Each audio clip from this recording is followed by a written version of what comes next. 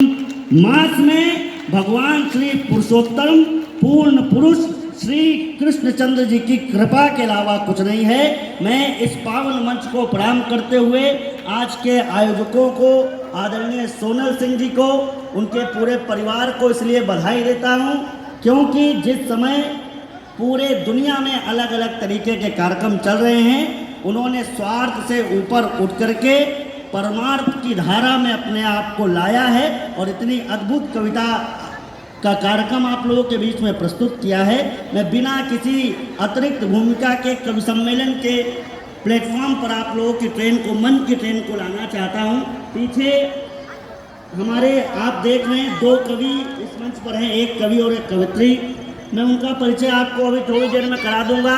बस केवल मुझे ये विश्वास दिला दीजिए कि जिस मनोयोग से आपने पूज्य पंडित गौरांगी गौरी जी की इस अद्भुत कथा को सुना है, उसी थोड़े से मनोयोग से हमारी कविता को भी सुन लेंगे। मैं केवल इतना कह रहा हूँ कि ये कवि सम्मेलन अब आपके हाथ में है। मुझे एक छोटी सी घटना याद आ रही है, दीदी जी मुझे एक छोटी सी घटना याद आ रही है। एक बार एक शिष्य अपने गुरु के पास गया। उसने सोचा आज गुरु की परीक्षा लूंगा। उसने अपने हाथों के अंदर एक तितली रखी और गुरु जी से पूछा कि ये तितली मरी है कि तितली जिंदा है। गुरु की परीक्षा लेना चाहता था, मगर गुरु तो गुरु ही होता है। गुरु जानते थे कि अगर मैं कहूँगा कि ये तितली मरी हुई है तो जिंदा तितली को दबा करके मार देगा, अगर मैं कहूँगा कि ये मरी हुई है तो इसे दबा देगा, अगर मैं कहूँगा जिंदा है तो उसका उल्टा काम कर देगा। ठीक शिष्य ऐसा ही सोच रहा था, लेकिन जब गुरु ने उसको जवाब दिया, गुरु जी ने केवल इतना कहा, बेटा इस तितली की जिंदगी तुम्हारे इन दोनों हाथों के बीच में है। तू अगर चाहेगा तो ये बच जाएगी, तू अगर चाहेगा तो ये मर जाएगी। वैसे ही इस कवि सम्मेलन की जिंदगी आप लोगों के हाथों के बीच में है। अगर आपकी तालियां बढ़िया से उठ गई तो ये कवि सम्मेलन बच जाएगा। बहुत अद्भुत ढंग से कार्यक्रम हो रहा है।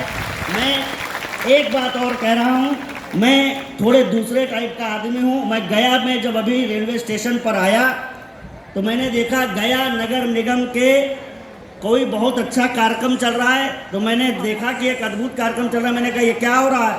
बोले कि वृक्षारोपण का कार्यक्रम चल रहा है। तो हमने कहा इसमें हो क्या रहा? मैंने अद्भुत घटना देखी कि एक आदमी गड्ढा खोद रहा है और दूसरा आदमी गड्ढा भर रहा है। मैंने कहा ये कौन सा कार्यक्रम? बोले वृक्षारोपण का कार्यक्रम। हमने कहा वृक्ष लगाने वाला कहाँ है? तो उसने जो जवाब दिया उसको ध्यान में रखना। उसने कहा इसमें 3 लोगों की ड्यूटी थी। एक को गड्ढा खोदना था, दूसरे को पेड़ लगाना था और तीसरे को गड्ढा भरना था। आज पेड़ लगाने वाला नहीं आया है और हम अपना काम कर रहे हैं। मतलब इसका ये है कि ये जो कवि बैठे हुए हैं, ये हम दो हैं, गड्ढा खोदने वाले और भरने वाले। तालियों के द्वारा पेड़ आपको लगाना है और अगर आप लोग छुट्टी पर चले गए तो ये कवि सम्मेलन बिल्कुल नहीं जमेगा। आज के इस पावन मंच पर ये हिंदी कविता शंकराचार्य जी के ऐगिर नंदिनी से चली, वाल्मीकि जी के माँ निषाद प्रतिष्ठान कोम गमा शाश्वती समा यत क्रौंच मिथुना देकम अवधि काम मोहितम से शुरू हुई। लेकिन कुछ जगह इसको रैपर्स ने बेबी मेरे बर्थडे पर क्या दिलवाओगे, बेबी मुझे बेस पसंद है पर ला करके ख़त्म कर दिया। लेकिन आज के इस अद्भुत कवि सम्मेलन में धर्मनिष्ठ कवि आए हैं। मैं सबसे पहला परिचय आज आपको करा रहा हूँ। आदरणीय पद्मिनी शर्मा जी, जो गुड़गांव जैसी विलक्षण संस्कृति वाले नगर से आई हैं, लेकिन जब आप उनकी कविता को सुनेंगे तो उनकी जन्मभूमि मथुरा है, वहाँ की आपको याद आ जाएगी। एक बार जरा जोरदार तालियां पद्मिनी शर्मा जी के लिए होनी चाहिए। भाई प्रख्यात मिश्रा जी लखनऊ से हमारे बीच में हैं। अभी आप लोगों ने फूल बरसाते हुए हेलीकॉप्टर को देखा है। हिंदी कवि सम्मेलन में इन्हें आग बरसाने वाले हेलीकॉप्टर के नाम से जाना जाता है। वीर रस की कविताओं के लिए पूरे देश भर में जाने जाते हैं और जिन विषयों पर लोगों की जबानें लड़खड़ा जाया करती हैं, उस पर भाई प्रख्यात मिश्रा उस तेवर से बोलते हैं जिसकी कल्पना करना सबके लिए आसान नहीं होता। ऐसे अग्निधर्मा नाम भाई प्रख्यात मिश्रा के लिए जोरदार तालियां होनी चाहिए। और अगर आपके हाथों में थोड़ी सी ताकत बची हो और आंखों में थोड़ी शर्म बची हो तो मेरा नाम कमल आग्ने है। लोग मुझे भी बहुत अच्छा कवि मानते हैं। अगर आप चाहते हैं तो मेरे लिए भी तालियां बजा सकते हैं। बहुत अद्भुत व्यवस्था है। मैं कार्यक्रम को शुरू करने से पहले आयोजकों को इसलिए पुनः बधाई दे रहा हूं। संत समागम हरि कथा तुलसी दुर्लभ होए, सुत दारा और लक्ष्मी पापियों के घर होए। बच्चे, लक्ष्मी, ये सब बहुत लोगों के घर में हो सकती हैं, लेकिन जो धर्म का काम करवा देता है उससे बड़ा इस संसार में कोई नहीं होता। इसलिए आज के यहाँ के आयोजक प्रणम्य हैं। बहुत बहुत साधुवाद देते हुए कवि सम्मेलन की भूमिका में, जब कवि सम्मेलन आरंभ होता है तो भारती मनीषा कहती है, हम जिस कार्य को आरंभ करना चाहते हैं उस कार्य से संबंधित इष्ट की वंदना के साथ में उस कार्य को शुरू किया जाता है। कवि सम्मेलन की और कविता की हमारी अधिष्ठात्री माँ सरस्वती हुआ करती है। और अभी अभी आपको 2 दिन पहले सुखद सूचना भी मिली है कि इंदौर के आगे धार में भोजशाला, जो माँ सरस्वती का दरबार था, वो मुगलों और जिहादियों से मुक्त हो चुका है। माँ सरस्वती की वंदना के लिए एक बार जरा अपने हाथ खड़े कीजिए और मैं पद्मिनी शर्मा जी को माइक पर बुला रहा हूं, वे आए और माँ की वंदना से इस कार्यक्रम को ऊर्जावान बना दें।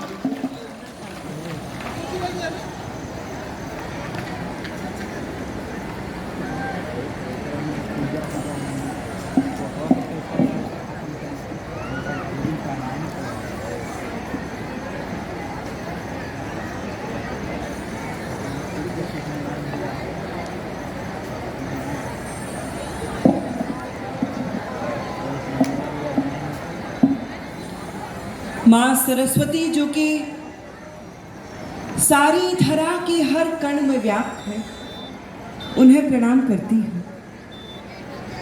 गरिमामयी मंच को प्रणाम करती हूँ। आज तो साक्षात देवी की उपस्थिति है मंच पर, इन्हें प्रणाम करती हूँ। आपको माँ के वंदन से जोड़ने का प्रयास करती हूँ और ये आग्रह करती हूँ कि अगले 2-3 मिनट के लिए आप सब अगर मेरे साथ जुड़ जाएंगे, मेरी वंदना में शामिल हो जाएंगे, तो ये जो इतनी खूबसूरत शाम आपने सजाई है, ये और ज़्यादा खूबसूरत हो जाएगी और ज़्यादा पवित्र हो जाएगी। एक बार मुझे इजाज़त दीजिए, मैं माँ की वंदना आपको सुनाना चाहती हूँ।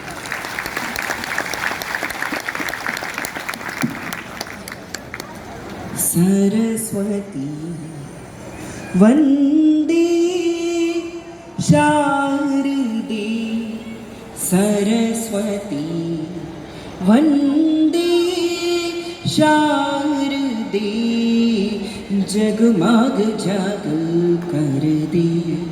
शारदे सरस्वती वंदे शारदे, तू दयानी, तू है भवानी, तू दयानी, तू है भवानी, तू सुखदायिनी माँ शारदे, तू सुखदायिनी माँ शारदे।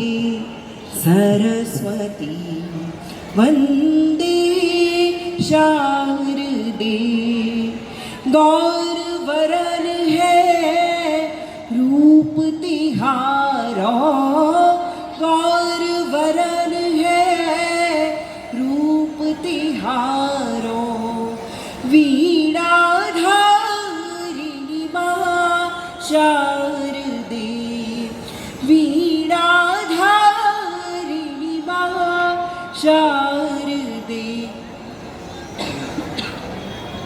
सरस्वती वंदे शारदे, जगमग जग कर दे।